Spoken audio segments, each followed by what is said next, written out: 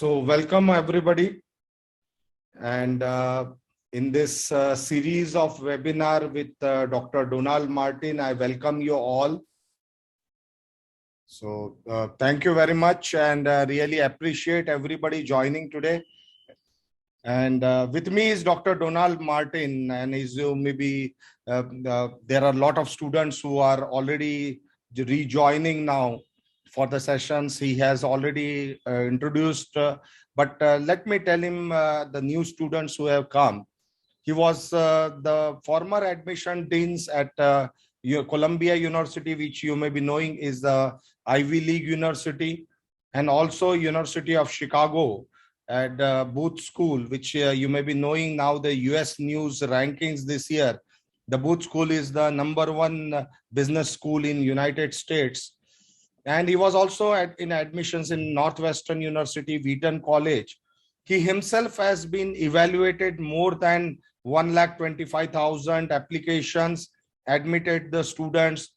He has been working with the students for many years, for many students from 50 countries. He's also a formal columnist of USNEWS World Report magazine. He has written a great book, Roadmap to Graduate Study, and anybody who wants a free copy of that, we can ship it free to you. You can just send me. It's a great book. It's a 100-page book, but it is to the point, which is put with the complete experience of Dr. Donald Martin while working with the university systems. He has been a speaker for more than 60 colleges and universities. With this basic introduction, I will now request Dr. Donald Martin to take over, and we will be really happy to hear based on his experience. Today, we are talking a new topic on the applications part of it, undergraduate, which is in India, we call the bachelor's admission. So thank you very much, Dr. Donald Martin. You can take it now. Thank you. Thank you so much, Dr. Diores. Hello, everyone. It is a pleasure to be back with some of you who have joined us for previous webinars this year. And for those of you who are new this time, welcome to you as well. I am delighted to be here with you. It is such a pleasure working with Dr. Diores and the Astute team. This has been a collaboration for over 10 years now that has been so rewarding and successful, I might add. So it is a pleasure for me to be back with you today. I'd like to introduce my colleague, one of the members of our team at Grad School Roadmap, Ms. Deborah 𝐂𝐿𝐴𝐿. Ms. 𝐂𝐿𝐴𝐿 is one of our top admission coaches, and she's got a phenomenal track record. She's helped our success record stay very high. Deborah, it is great to have you back with us. Thank you again for joining us today. Hello, everyone. I'm very pleased to be here today. Thank you. Yeah, welcome, Deborah. Thank you, Dr. Diores. Now, as Dr. Diores said, we are going to be focusing today on a very important component of the bachelor's degree experience. And that is, of course, the application process, where there's actually so much information to share about this that we've divided this presentation into two parts. Today, as you can see, we're going to discuss issues around your resume, if you have to submit one, GPA and test scores, extra letters of recommendation, and extracurricular and volunteer activities. All of these are important components now of your application. Up until this point, we've been talking more generally about issues around applying for your undergraduate experience. But today, and 2 weeks from today, on July 25th, we're going to be talking about the specifics, every single part of the application that you might be submitting for your college experience. So today, we're going to briefly review the biggest mistake prospective students make.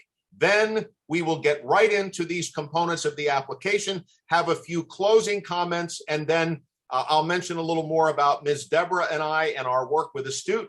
Then my favorite part of any webinar I ever do, and that is questions. I love questions. There are no bad or dumb questions at all.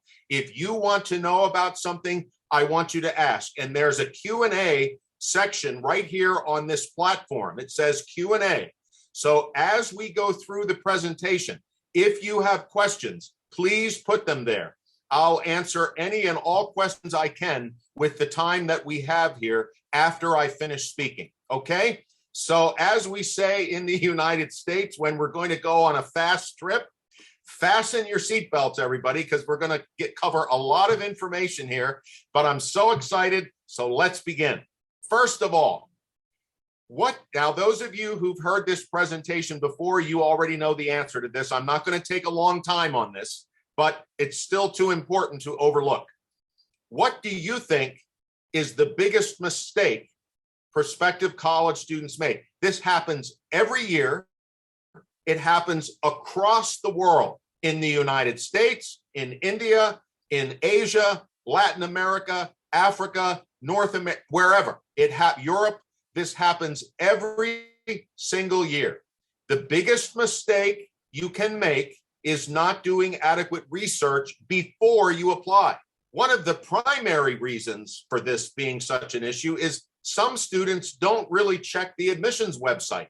They don't look at what types of students are being admitted to certain programs. They just decide they're going to apply because they have heard about this institution or because it's a top-ranked institution, when in all honesty, they may not have a very good chance, if any, of being admitted. And one of the primary reasons for doing research is to find out, am I a fairly compatible candidate for this school? Are my grades, my test scores, my background, my experience, is that something that this institution might consider worthwhile? You need to be very clear about that so that when you apply, you are being, a word I often use, and so does Dr. Dioris and his team, you need to be realistic. You need to be honest and realistic. And the way that you can do that is to do your research. Remember, perception about the programs you're thinking about attending happens after you've done your research about them. It's not where you start out before ever looking at anything. This is where many applicants go wrong, and then they are upset or angry or disappointed because they didn't get admitted. When in fact, if they had done their research, they would have known that wasn't a very likely possibility at the outset. So please remember to do your research. Now, getting to the heart of our presentation today. Of all the components of the application that you're going to submit when you turn in your common application and you start responding to those institutions that may reach out to you for supplemental information, there are, of all of these, there are three over which you have the most control.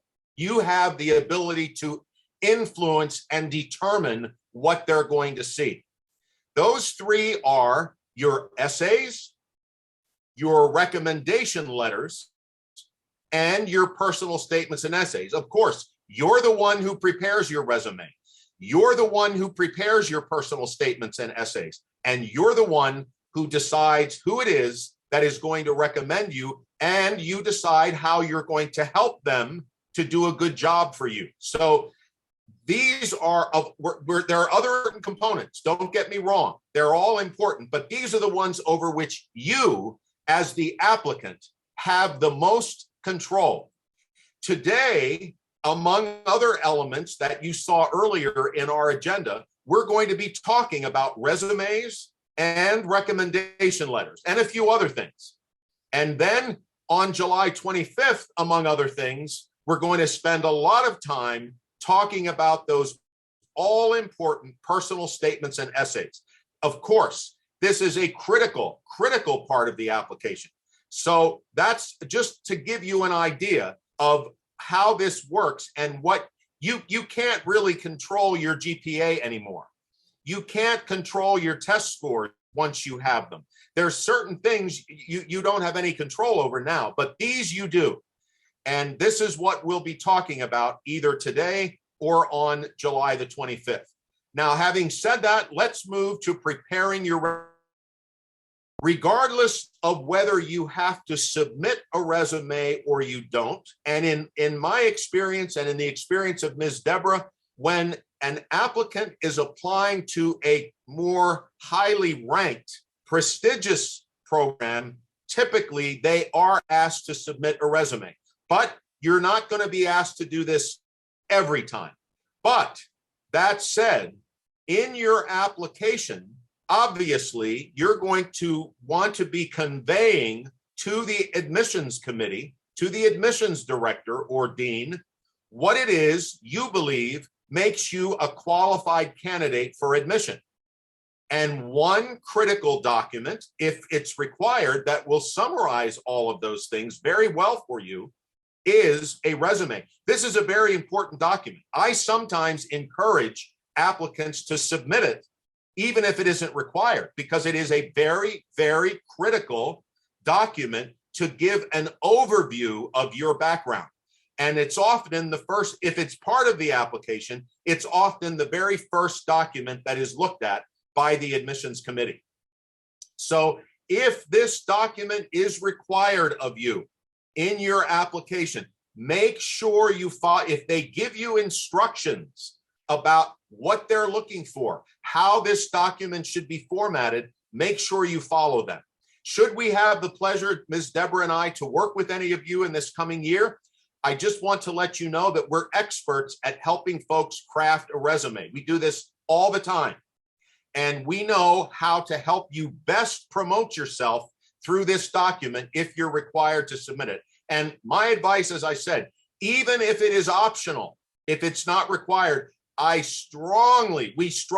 Deborah and I strongly advise that you do submit a resume with your application. Okay. Now, how does a resume what does it look like?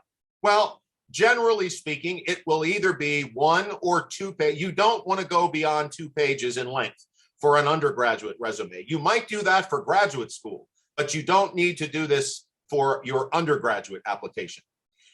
One of the focuses of this document, of course, is going to be your academic history. And this is very important. And in a minute, we'll talk a little bit more about that. Next, you also want to be sure that you focus on your extracurricular and volunteer activities. Admissions committees don't just look at academics. In fact, many of them are no longer requiring that you submit an ACT or an SAT score. They're making that optional, or they're waiving it entirely. Many schools are not requiring this anymore. This is changing the landscape a little bit here. So it becomes all the more important that in your resume or in the information you're going to provide to these committees, you talk not just about your academic background, but a lot of other things, including any extracurricular or volunteer activities you've been involved in during your 9th standard, 10th, 11th, or 12th. That is very important. Also, if you've had some internship or work experience, if you've done some work for someone in a particular capacity, this is the place to put that in, to let them know that. You can also have what we would call a skills or interests section. Oftentimes, this comes at the end of the document. At the end of the resume, you can have a section where you talk about, do you speak several languages? Are you fluent in a language other than your mother tongue, your mother language? Do you have ability? Are you good with certain types of technology? What technology platforms or programs or work have you done?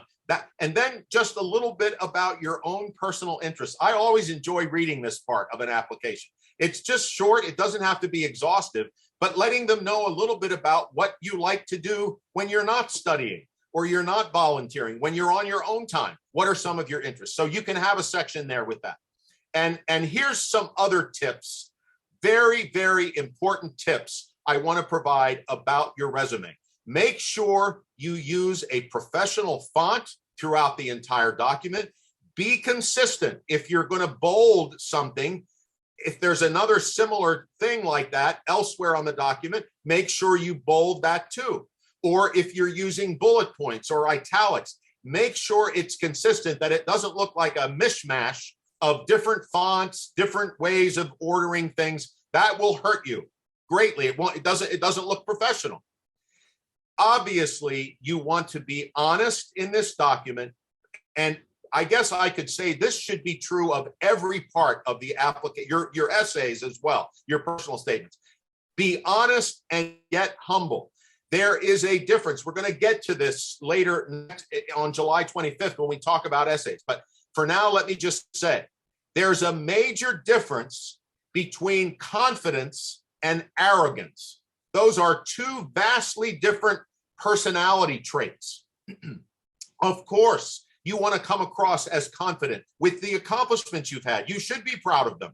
You have all, I'm sure everyone listening today has accomplished some wonderful things, and you should be proud of that. Congratulations to you. But there's a way to say it, and there's a way not to say it. And if you come across as arrogant on your resume or anywhere else in the application, you're going to go down in the terms of the impression you leave with the admissions committee. Again, hope you'll write this down somewhere. There is a vast difference between confidence and arrogance, okay?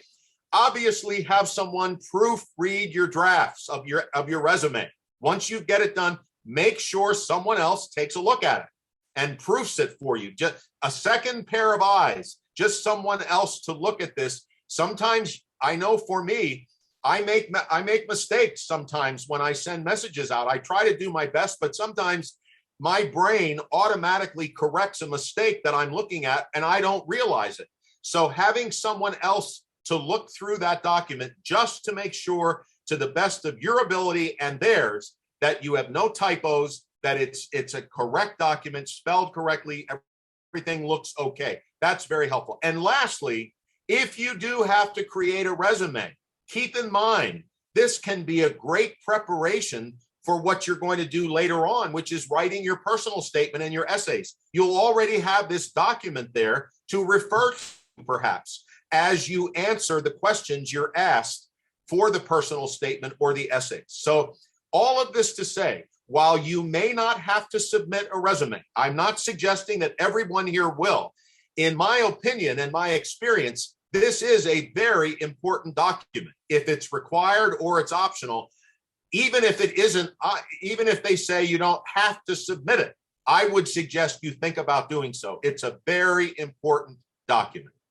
Okay, so much for talking about resumes right now. Let's talk about grades and test scores for a moment. The academic portion of your application. Obviously, this is a critical component. And as I said earlier, when you are doing your research, that's why, again, research, it's so important. When you're evaluating program options, please make sure you take a look at what the academic profile is of the incoming class for that institution. Sometimes they'll give it for the past year, the past 2 years, maybe even back as far as the past 5 years. That's very important. You need to know that because you need to know whether or not you are in that particular range of what they're talking about. Let's say the average GPA for an incoming class is 3.5. And let's say you have a 3.0. Now, does that mean you will absolutely not have a chance to be admitted there? No. But if the average is 3.5, you are below that average. You're going to need to address that in the application. Same with test scores, if they're required. So this is very, very important. Also, for some institutions, doesn't happen too often, but let's say you want to major in mechanical engineering in the engineering school of Carnegie Mellon University, okay? They may have some undergraduate course requirements that you have to have taken before you even get to Carnegie Mellon. If you don't look at that on the application requirements, you could submit an application, you don't meet those requirements, and you'll automatically be denied just because you didn't read. So make sure that you understand what they're looking for. And remember, academics obviously play a critical role in your application. Secondly, whether you're in the 9th standard, 10th standard this coming year, 11th or 12th, please apply yourself. Admissions deans are not looking for perfection. We're not looking for, in fact, when I was an admissions dean at Columbia, University of Chicago, Northwestern, Wheaton, I often denied applicants who had very high GPAs because there were other things in that application that were lacking. And sometimes I did admit individuals with a 3.0 GPA who had outstanding essays, outstanding letters of recommendation, incredible volunteer and community service. They were stars. It was just that their GPA was a bit on the lower side. We admitted some of those, but the important thing is apply yourself. Do the best you can, especially as you get closer to graduating in the 11th and 12th standards for sure. Make sure you're doing everything you can to get those best grades that you possibly can. If you have to take the SAT or ACT, make sure you prepare. This is a bit unfair, what I'm about to say, but some students do not have to study at all for either one of these tests, and they get a 99th percentile score. They just have that ability to score well on the test. Now, that's unfair to those of us like myself who were not that good without help. I had to study and study and study for my tests because I'm not a good test taker. Maybe that's your situation. Maybe you are not the best test taker, but there is help out there. And I believe that the Astute team, under the direction of Dr. Dioris, would be able to help guide you. If this is a critical area for you and you need some help, let them know about this. Let them provide you with some help and some resources needed. But do your best to prepare for the standardized test if you are required to take it. Now, here again, if you have a GPA that is a bit lower, if it's a bit lower or your test score is lower, be ready to offer what does the word say there? An explanation, not an excuse. Once again, I said earlier, there's a difference between confidence and arrogance as an applicant. There's also a difference between explaining something and making excuses for it. Making excuses will hurt you every time. Explaining a lower GPA, explaining a lower test score is absolutely appropriate. You should, by all means, explain this. And here again, Ms. Deborah and I would be happy to help you if we get to work with some of you. We can help you with this. We can help you to craft your explanation, if need be, for grades or test scores that may not be quite as high as some others and as high as you might have wanted them to be. All right, let's move to letters of recommendation. This, as I said earlier now, this is of the areas of the application over which you have the most control. This is one of them. And recommendation letters are far more important than you may ever think. It's amazing to me how often applicants don't think very much about this part of the application process. These are critical. I'm going to go back for just a moment before I get to my next question there. I want to share something with you. During the time that I served as an admissions dean, and I'm getting so excited about this that I'm going to have a drink of water. During my time evaluating applications when I was in higher ed administration and enrollment management, of those 125,000 applications I evaluated over that 28-year period of time, 90 to 95%, yes, you heard me correctly, 90 to 95% of the recommendation letters I read were absolutely useless. They were awful, in fact, many of them. They didn't help me at all. So if you have an outstanding recommendation letter, your perception and your experience with the admissions committee is going to increase. Their impression of you is going to go up, I'm promising you. So now, what is a good recommender? Hope you write this down. A good recommender is someone who knows you long enough and well enough. Those two words, long enough and well enough to write a letter for you. Now, in the United States, in our 9th grade, 10th grade, 11th grade, 12th grade, and in India, 9th standard, 10th standard, 11th standard, 12th standard, oftentimes a guidance counselor or an advisor at the school might write one letter, and they may want you to have one of your teachers to write a letter for you. Maybe if you've been involved in athletics or some sort of volunteer experience, you might have an athletic coach or so. But the point is, these individuals need to really know you how long enough and well enough to write the letter. Now, my suggestion, our suggestion, Ms. Deborah's and mine, is confirm your recommenders early. If you are applying to start your college or your bachelor's degree program next year in the fall of 2023, you need to have your recommenders confirmed very soon, if not already. They're not going to do this for you yet, but you want to know who it is. You want to have them confirmed well in advance, who it is that is going to do this for you. Okay? Then, closer to the time that they're going to write their letter for you, you want to provide some helpful information to them to help them. I just worked with someone recently. Actually, this was a member of my family who had written a personal statement already. And after we talked about it, this person decided there was some kind of personal information there that they were a little bit concerned about. And I said, you know, I actually think the way you've addressed this, you didn't complain about it. You just stated what happened and how you dealt with it. This could be helpful to this recommender. And do you know what? They gave that recommender a copy of their essay. The recommender got back to them and said, thank you so much. Thank you for sharing this. This is going to help me tremendously as I write my letter for you.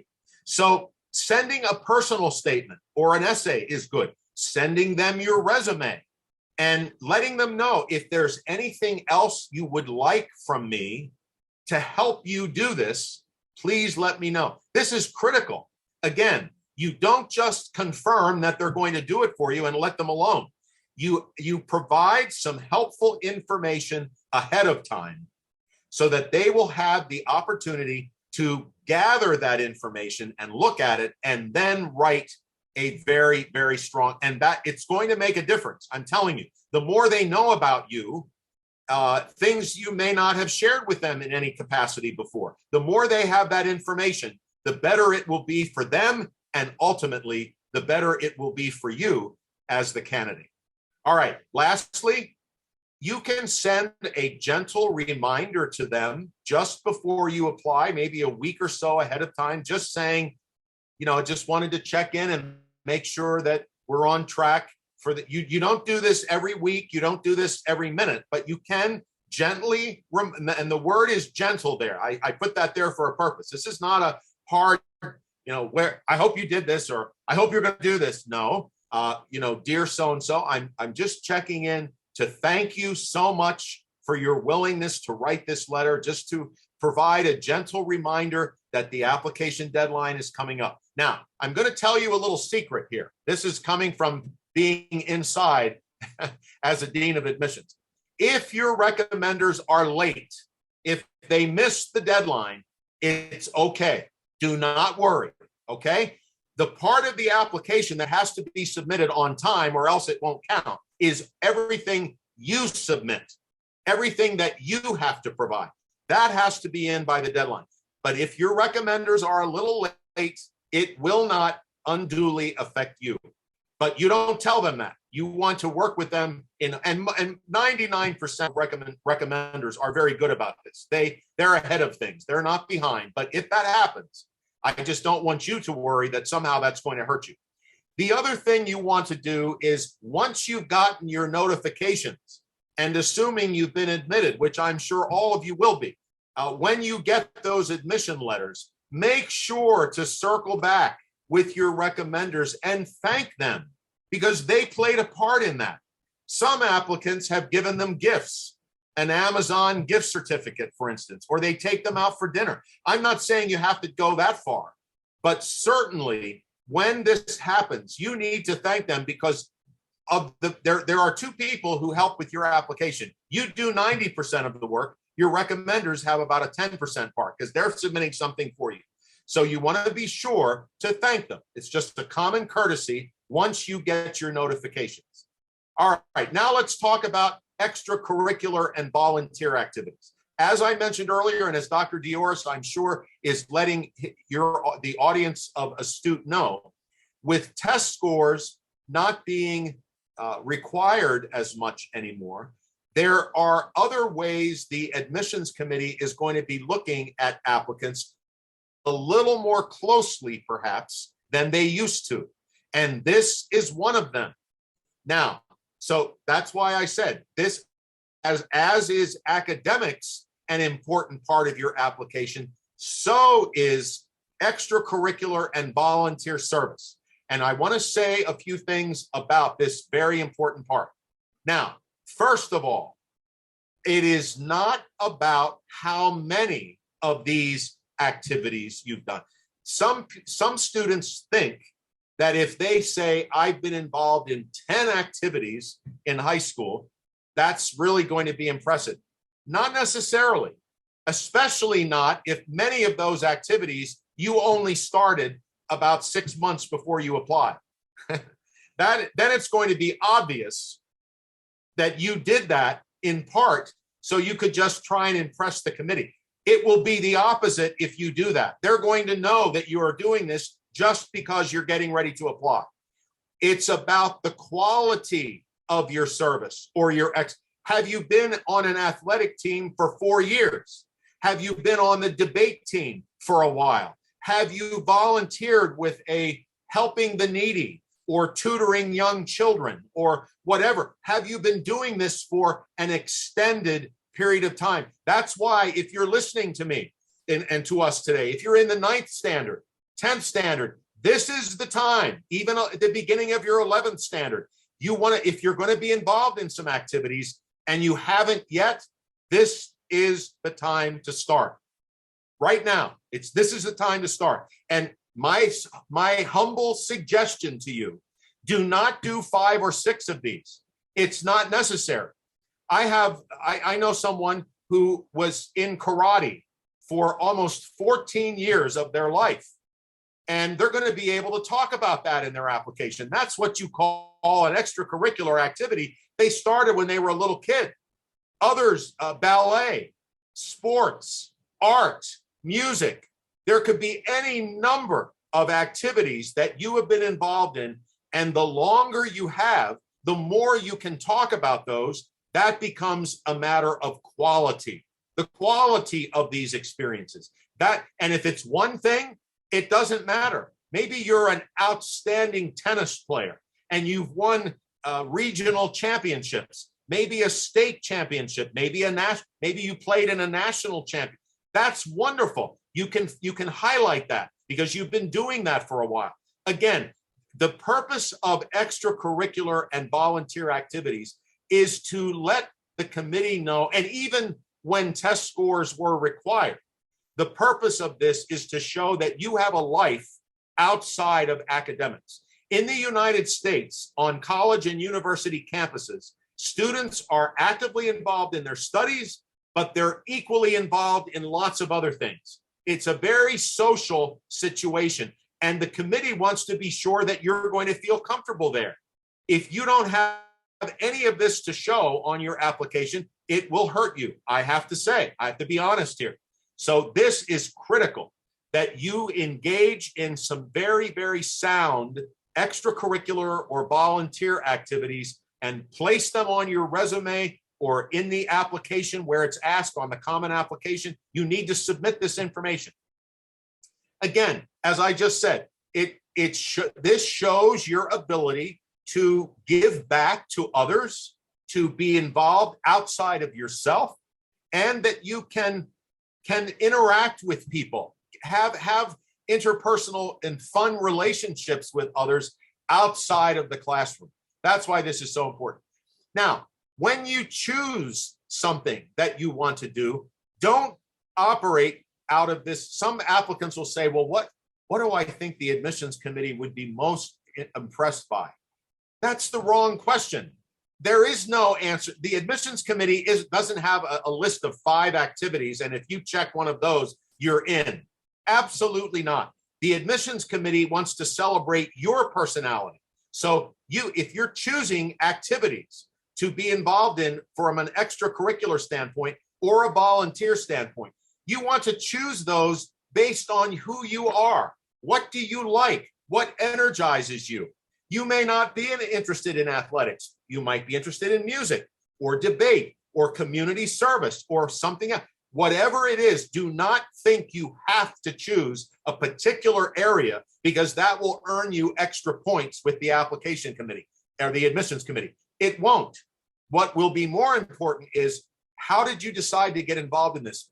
What did you learn? What are some of the most exciting things that you've learned about this experience? Share with us a story about something that happened while you were doing this, what you learned from it. That's what they're going to ask. So remember, point number 2, it's not about quantity, 10 activities. It's about quality, 1 or 2, if so. Now, if you have more, don't feel badly, but you don't have to. That's my point. Okay, boy, this time always goes by fast. Let me also mention one other suggestion here. In your description of your extracurricular or volunteer activities, try to convey if one of the reasons why you got involved in these was your desire to make a difference. You can say that. Don't use those exact words necessarily, but let them know that this is something you're doing to create an opportunity for you to really do something to impact a particular person or organization or group of people. And it's a wonderful thing. I love reading about extracurricular and volunteer activities in my application. I loved it. It was just amazing to hear the stories of applicants, all that they did, just fascinating. Okay, now in closing, before we, I usually try to speak for about 40 to 45 minutes, because obviously I see we have some questions, by the way. I'm seeing 3 questions in the Q&A box. This is the time to start writing your questions, because I'm going to be finishing here in a few minutes. Then we're going to open it up. So if you have questions about anything I said or didn't say, start putting them in the box, okay? So in closing, some just reminders. Do your research, okay? We don't need to say more about that. Apply yourself, always. Do your best. You don't have to get straight A's, but you do want to get good grades to the best of your ability. Be ready to explain credentials where you're less competitive. And remember, there is no perfect application. No perfect application, ever. There is no perfect one. There are good applications, but don't look for perfection. Remember, if you have something that's less competitive, you're definitely not alone. Next, choose good recommenders and be sure you work with them. Give them some information to help them. Don't underestimate the value of extracurricular activities. Don't underestimate that. That is so critically important. Now, in terms of Dr. Someday I bet she's going to be a Dr. Deborah. I'm just getting ahead of the game. But Ms. Deborah and I, in terms of our work with Astute, as I mentioned, we've been working with Astute for over 10 years now. It's been a phenomenal collaboration. Someday we'll have to share with you how Dr. Dioris and I actually met one another, but it has been such a blessing, such a gift to be able to work with Dr. Dioris. He is really a wonderful resource. He is honest, he's realistic, he's knowledgeable, he's an expert at what he does. And those of you who are working with him are so fortunate. I hope many of you will, and more to come.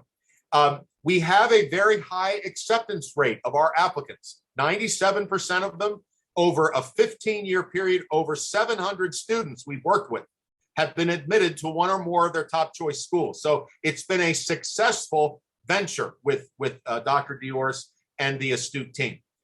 We can start mentoring as early as the 9th standard. And by the way, maybe Dr. Dioris will decide to distribute this article. This just came out yesterday or the day before from US News. It's tips for starting the college search.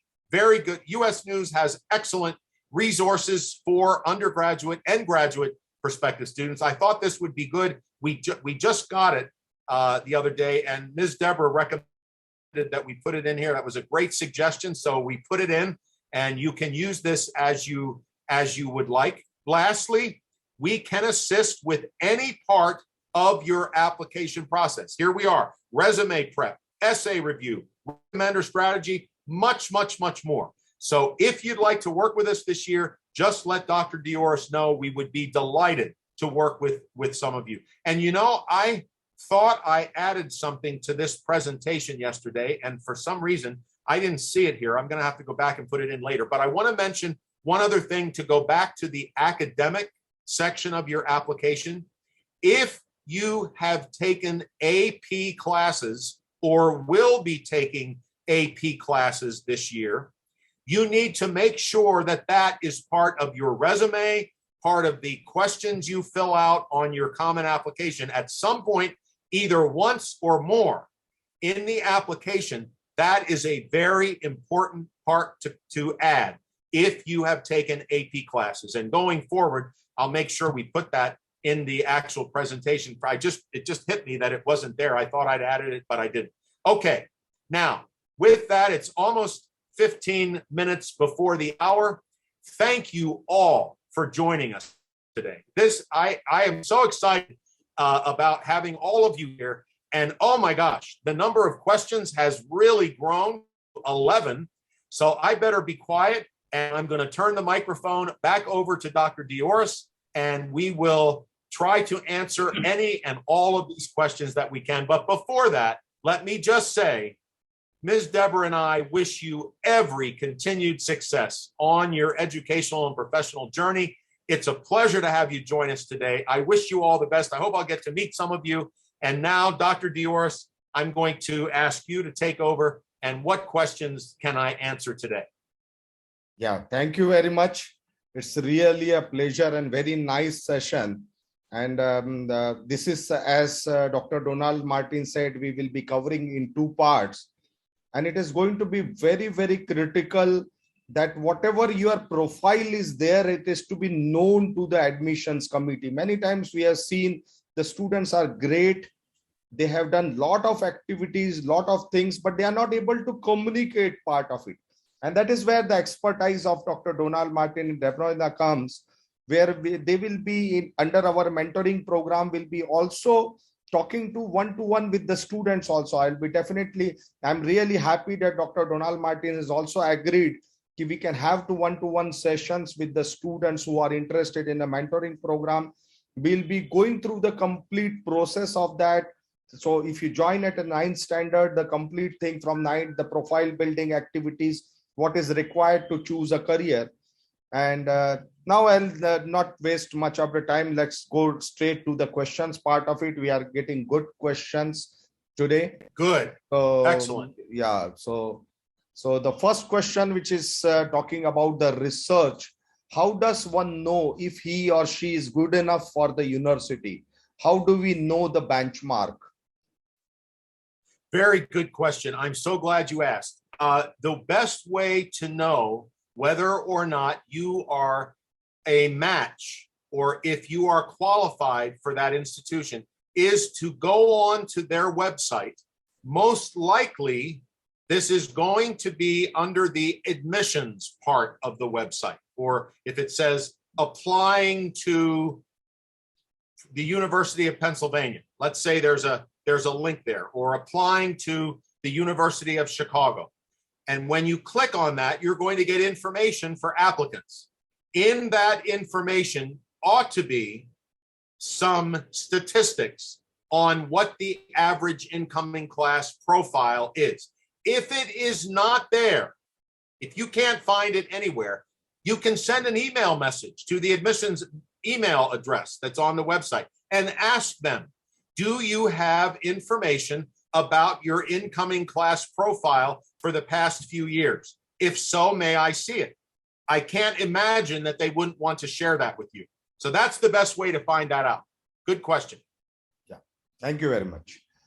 Second question, does having a work experience help you get into good university?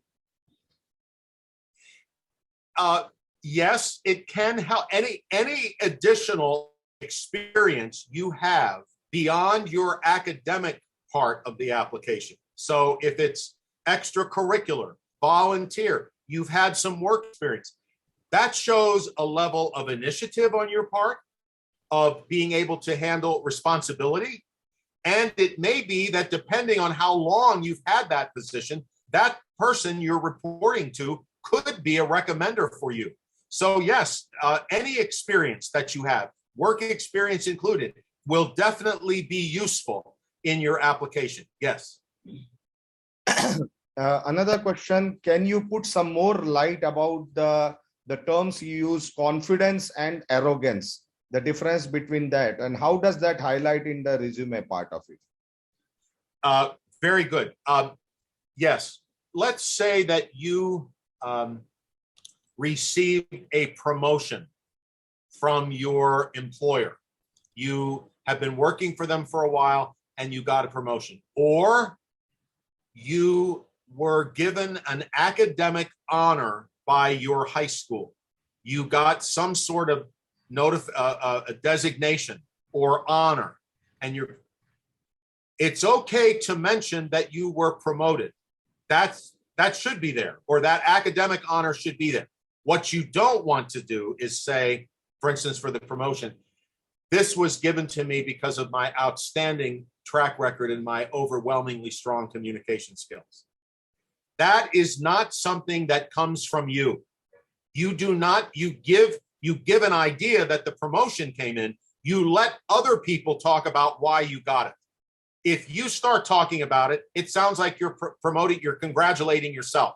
That sounds arrogant and like you're overly hung up on yourself. If you received an academic honor, maybe this was, you received this, you were the only one in your class. There's a way to say that. You can say, this was the only award given for our class. That you can say. What you don't say is, due to my superior academic skills, I was the only one chosen for this award. You get what I'm saying? You get the difference there? You're still telling them you were the only one chosen, but you don't go into detail about why you were so wonderful. That comes talking about yourself as if you think you're wonderful. That's what you don't want to do.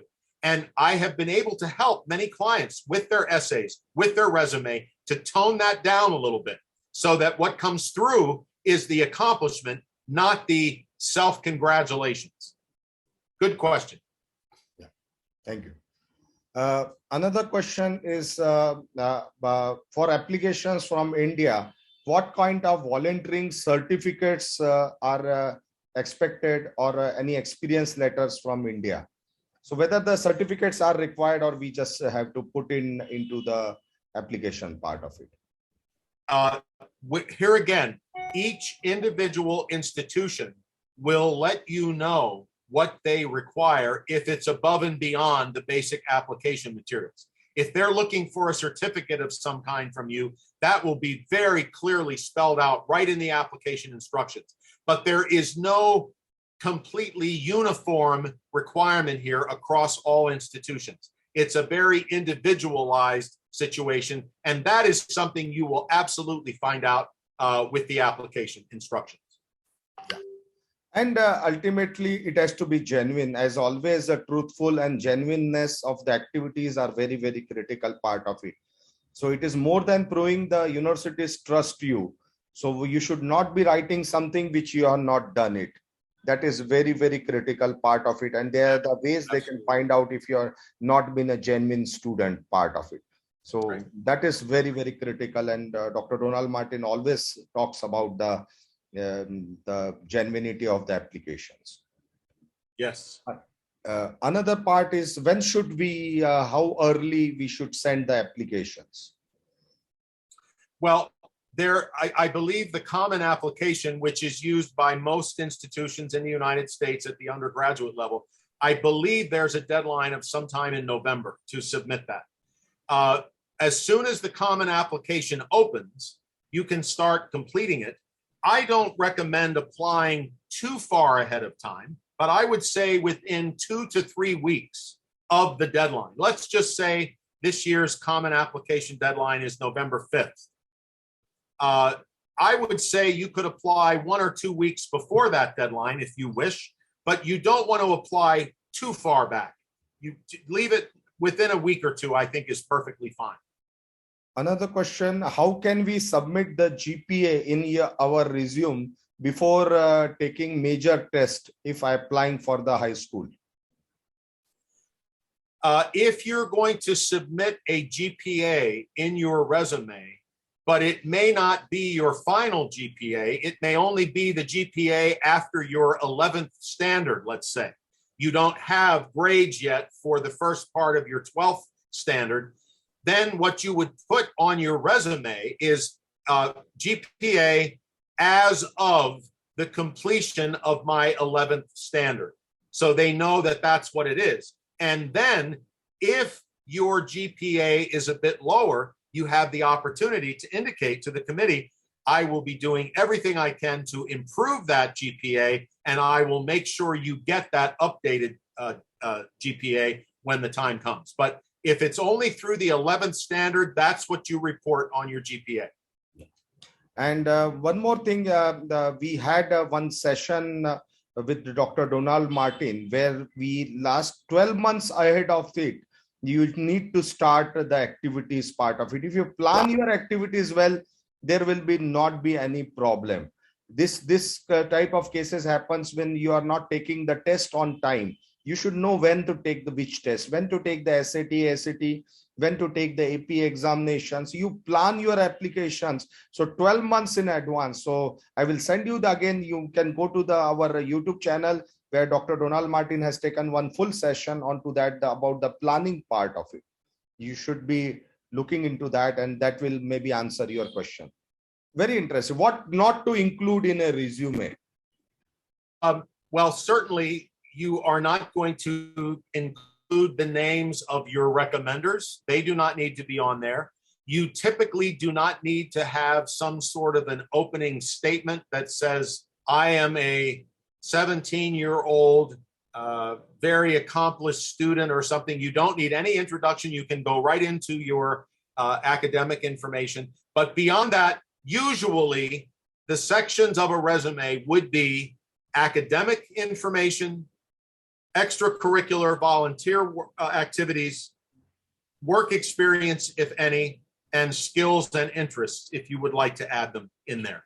That's typically what the order would be of your college application resume. Good question. Will my GPA and test score affect scholarships? Yes, it most likely will. Many of the decisions that are made on scholarship assistance for admitted students, whether they are in India or whether they're in the United States or anywhere else, the criteria for this is the same. Merit-based scholarships are awarded, the word is right there, based on merit. So the higher your GPA and test scores are, the higher the scholarship will be if you receive one. Yes, they do factor in. How are the percentage in Indian boards examination converted into the GPA scores? Can you ask that one more time? I'm not sure I understand the question. So in India, we use the percentage system, 70%, 80%, 90%. And in United States, we say 4.0 GPA. Yes. How the admissions committee actually looks into that? Actually, that's a great question. Due to the fact that so many outstanding students from India apply every year and get admitted, and I didn't say that just to be funny or whatever, I mean it. Indian applicants are outstanding by and large. They're absolutely outstanding applicants. And because of the number of years that admissions committees in the US have been evaluating candidates from India, they have internal information about how to translate a percentage score into a GPA score.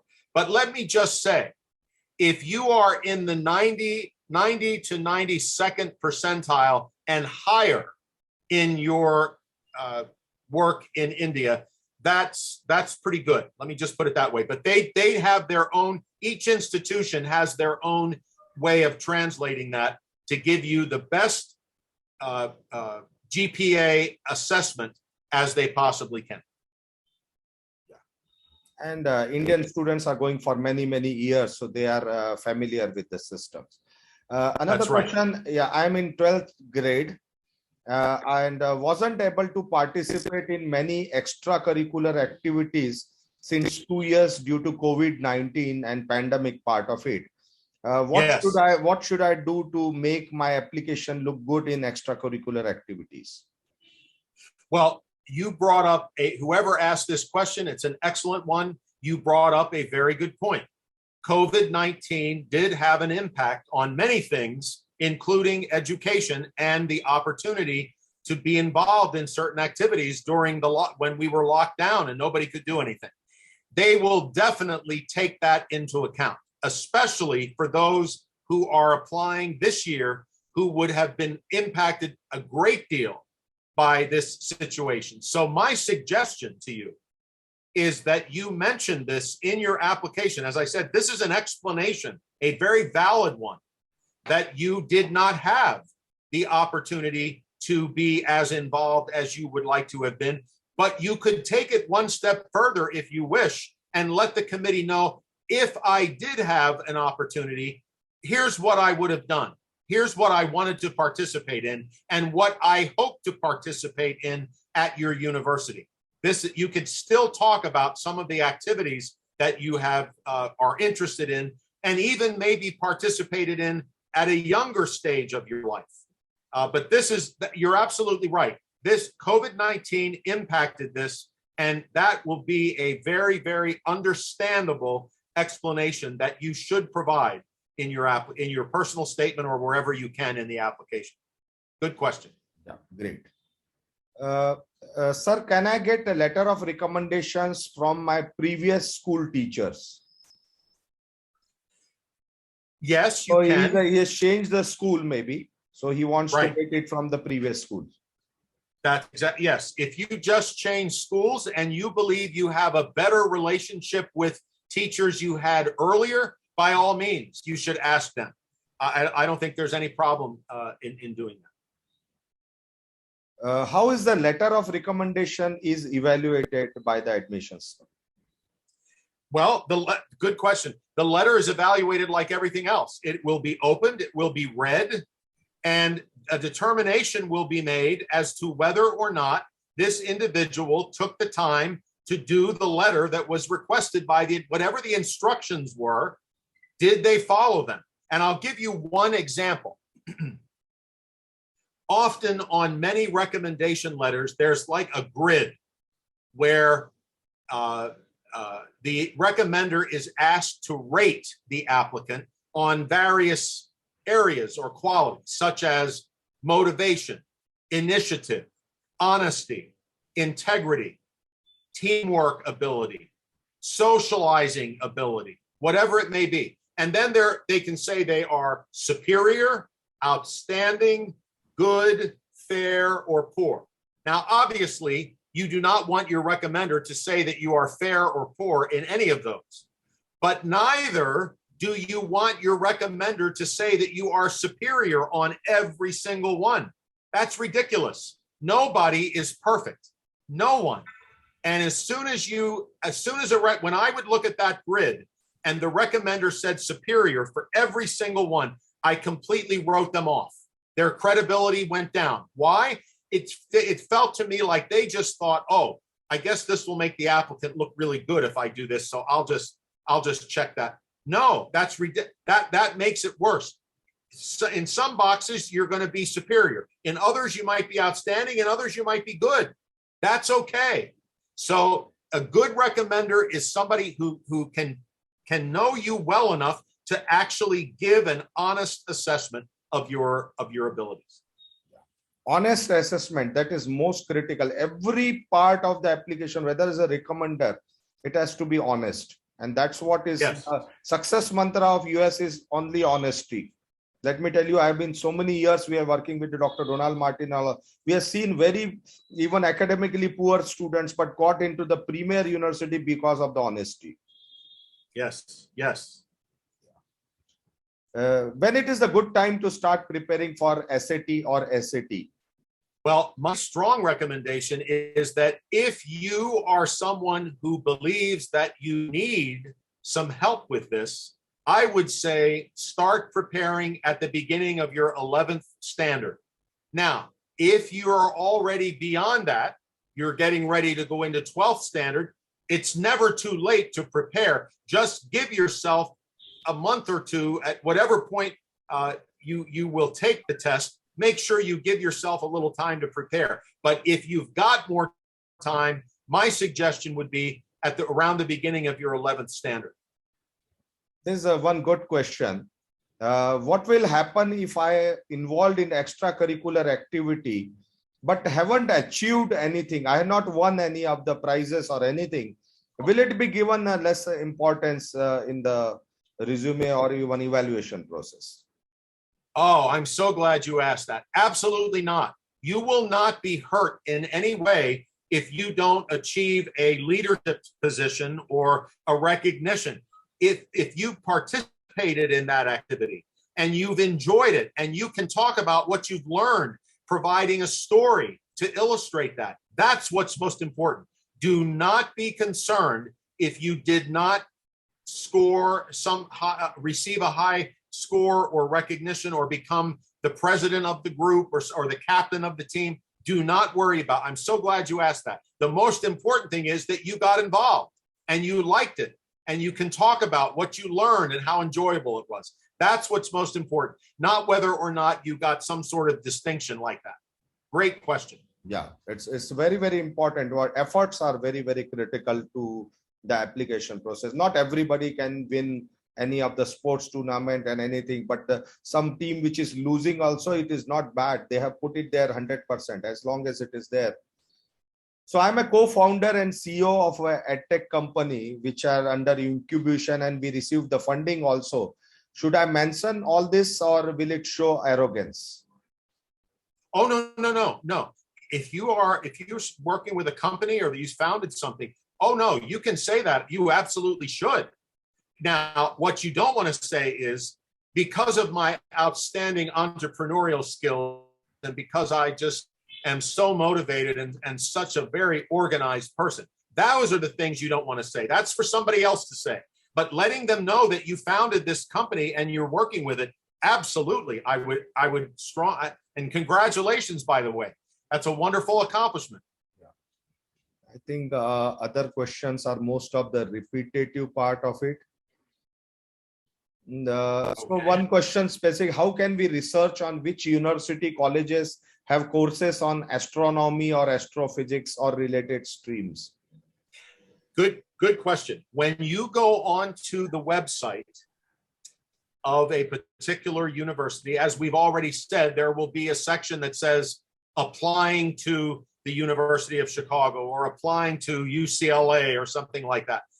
There should also be a section on every website that talks about, it'll say academics or programs of study or majors. Something will be on there about the academic programs offered by that institution.